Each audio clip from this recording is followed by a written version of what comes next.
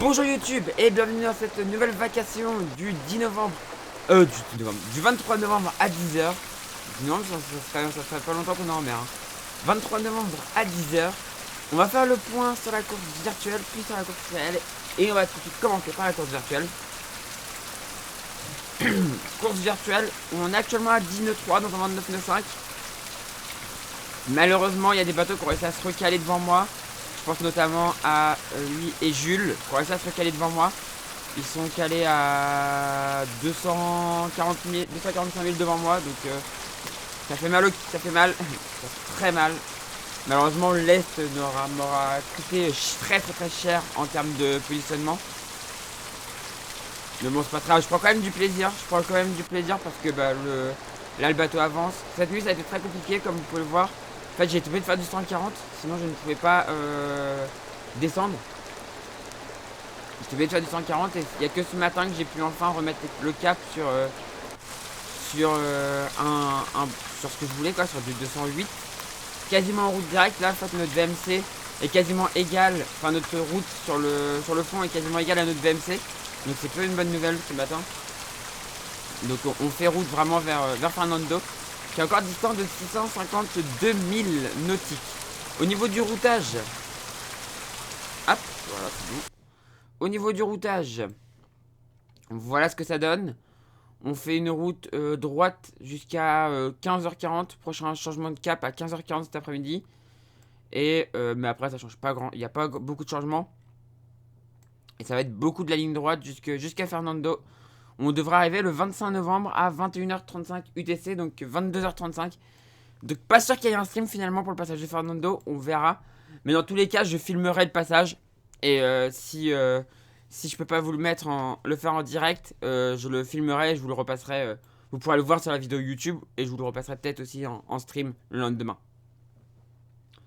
Sachant que du coup le 26 au matin il n'y aura pas de stream parce que je serai en mer réel. Et donc il n'y aura pas de stream le 26 au matin. Voilà. Tout ce que j'avais à dire. Du coup on va aller voir la course réelle. Parce que la course réelle il s'est passé des choses aussi. Il s'est passé des choses, on a eu les premières arrivées. Donc on commence par les classes 40 avec Redman en tête, suivi de 42 000 derrière par Crédit Mutuel. Ça y est, Crédit Mutuel revient vraiment aux avant-postes en deuxième position. Un petit peu plus distancé, mais ils reviennent quand même très fort. Même s'ils sont actuellement moins rapides que Redman. Redman sur 4 heures fait 7 nœuds 6. Crédit Mutuel fait 7 nœuds 3. Donc un peu moins rapide, mais ça revient quand même. Et 9 nœuds par contre pour Volvo. Volvo est toujours très menaçant. On voit la manche d'évidence nautique qui revient aussi très fort dans le match. Donc à voir. À voir, les classes 40 c'est passionnant. C'est vraiment passionnant. Donc le classement on a dit Crédit Mutuel deuxième. Volvo troisième à 43,5 et 42 là c'est très serré. 43,6 pour Project Rescue Ocean. Regardez, c'est passionnant. La mode module création à 45 000. La manche évidence nautique à 51 000. C'est ultra serré. Banque du Léman à 66 000. Sifrigo Sogestran à 68 000. Il n'y a vraiment pas d'écart, quoi. Il n'y a pas d'écart. Eden Red à 71 000. Et Le Galet à 85 000. Voilà pour le top 10. Et on va regarder la distance de l'arrivée pour le premier. 1399 000. Ils ont encore 1399 000. Tout peut encore changer sur cette classe. C'est passionnant. On va regarder les gens que je connais. Amélie Grassi et Marie Rius sur la boulangère bio sont 13e. Croatia Full of Life 14e. Donc juste derrière du coup. On va regarder ensuite. On va regarder. Vogue avec un Krone. En 29e position, qui doit se trouver par là. En 29e. Donc 29e, c'est par ici. 25e. Voilà, Vogue avec un Krone ici en 29e position. À 373 000 des leaders. Ensuite, on va aller voir notre cher groupe G2C La Martinique à 516 000 des leaders en 32e position. Et enfin, le dernier bateau à ne pas avoir passé la marque de l'île de Salles, c'est Terre Exotique qui est actuellement à 7 nœuds 1 à 1010 000 des leaders. Alors que comme d'habitude, ah non, j'ai cru que ça allait fait le même coup que l'année dernière. Enfin, il y a 2 ans. Il y a 2 ans, je me rappelle qu'à l'arrivée, on n'avait plus les... On n'avait plus accès au fichier météo. C'était chiant. Et là, non, c'est bon, on a accès quand même au fichier météo. Donc là, l'objectif, bah voilà, ils se recalent, on voit qu'ils descendent vers le sud. Les routages, en fait, nous font descendre vers le sud pour ensuite réempanner et remonter, en fait, vers la Martinique. Mais sûrement quand même avec 1 ou 2 empannages encore à faire. Chez les IMOCA. Chez les IMOCA, Linkedot s'est envolé. S'est envolé en tête. Linkedot est bien parti pour la victoire. Puisqu'il a 164 000 d'avance sur Apusa. Ça commence à faire beaucoup. Et Charal a 233 000. Donc là, le podium IMOCA semble se dessiner aussi. Enfin, ce qu'on semble se dessiner. La victoire semble se dessiner pour Linkedot. Apusa risque de faire 2ème. Et Charal 3ème. Ça serait un très beau podium. Un très très beau podium. Arkia Paprec est 4ème à 670 000 des leaders. Suivi par Initiative Cœur à 706 000. On les voit ici. Samantha qui vit du coup ses derniers jours sur ce bateau. Derrière, on a une bataille entre Eleven Orsin Team Malama et Corm l'épargne, qui sont très proches l'un de l'autre. Alors qu'à une époque, Eleven Orsin Team Malama était proche de Arkia. Maintenant, il se bat avec Corum. Derrière, on a une bataille à 3. Fortinet qui est le plus au sud.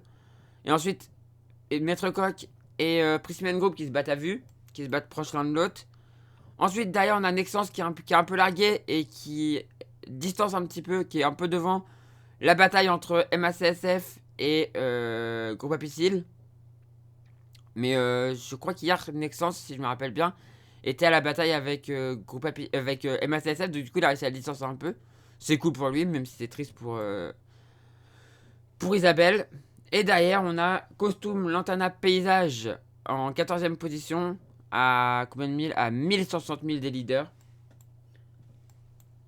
Derrière, l'Amicaline à 1237 000 des leaders. Pareil, les derniers jours de navigation avec ce bateau pour Arnaud. Derrière, peut être toujours la bataille entre Groupe Cétin, Format Planet et Time for Ocean. Même s'il y a un surveillant juste derrière, Compagnie d'Agility qui va tomber, qui va essayer de prendre la moindre occasion pour les doubler. Donc pour tout ça, l'objectif c'est de longer la zone interdite jusqu'à avoir le vent favorable pour pouvoir remonter directement en tirant des empannages, jusqu'à avoir le vent favorable pour remonter tranquillement vers la Martinique. Et du coup, bah là c'est de la ligne droite et pareil pour eux c'est de la ligne droite. Donc derrière ici on a les laboratoires du Biarritz à 1766 000 des leaders, complètement distancés dans un no-bots-land. Et donc qui ont passé l'équateur maintenant.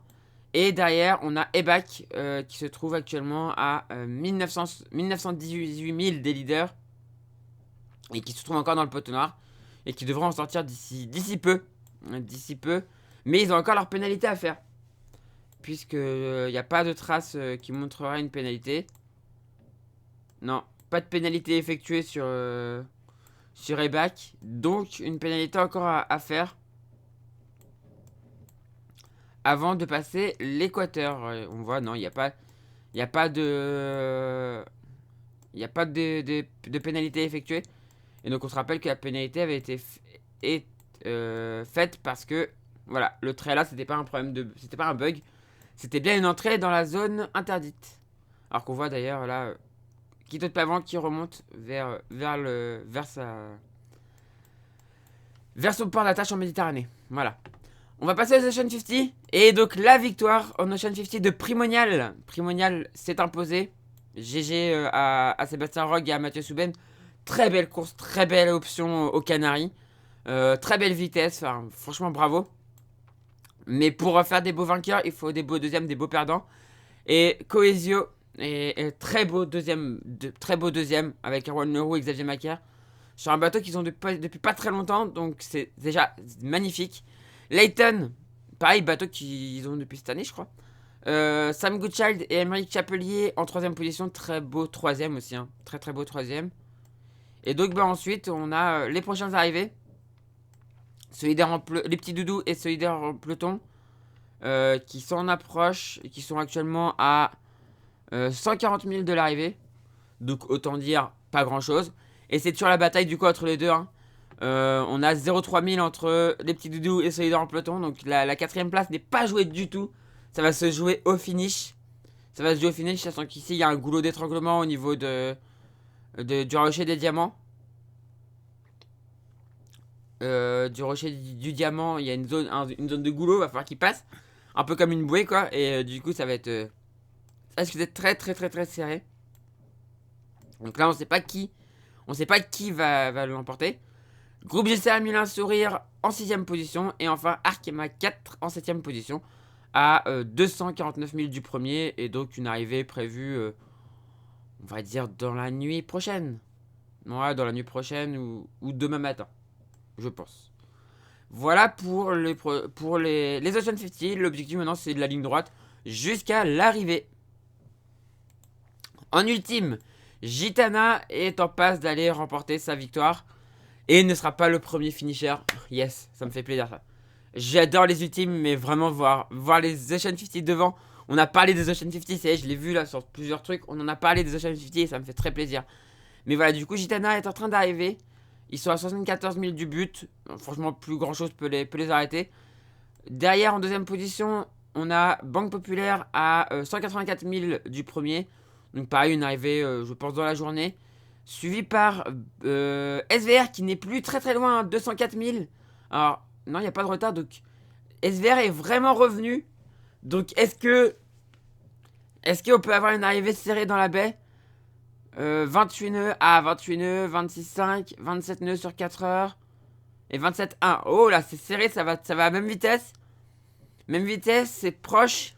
S'il y en a un qui fait une erreur, il y a l'autre qui peut revenir, quoi. Ça pourrait être très serré. C'est de la ligne droite, mais c'est une course de vitesse et ça peut être très serré s'il y en a un qui fait une petite erreur. Donc à voir pour les prochaines heures. Et ensuite derrière, on a Actual qui a réussi à... J'y aurais pas cru. Franchement, j'aurais pas cru. Actual a réussi à repasser devant Sodebo. Alors ça, c'est...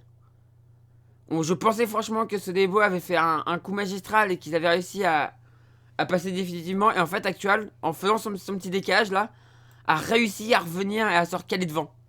Ça c'est beau. Ça c'est de la belle bataille. Ça va se battre jusqu'à l'arrivée pour pas être dernier des ultimes. On voit Actual à 960 000 des leaders contre Sodebo à 1081 000. De quoi? Et en plus ça se recreuse, hein. Il y a presque 100 000. Même si voilà, normalement Sodebo ça allait un peu plus vite que Actual. Là 15 nœuds 9. 23 nœuds. En plus ça continue à creuser. À voir, mais la bataille va être belle. Il risque d'y avoir quelques empillages. On voit que Sodebo fait quelques manœuvres. Il va sûrement y avoir des empannages de recalage encore, même pour Actual. Peut-être pour aller jusqu'en Martinique. Mais ça va être super intéressant. Je vous encourage à le suivre. Allez, coucou Mathis. Et donc voilà, on arrive à la fin de cette vacation. On arrive à la fin de cette vacation. On retourne sur la transat virtuelle où je suis à 13 nœuds. Tout va bien à bord. Ça file, ça fait plaisir. Voilà. Bah du coup YouTube, c'est la fin de cette vacation. Je vous fais des gros bisous. Si ça vous plaît, on fait briller le pouce bleu. N'hésitez pas à s'abonner pour ne pas rater des prochaines vidéos. Enfin de cette transat.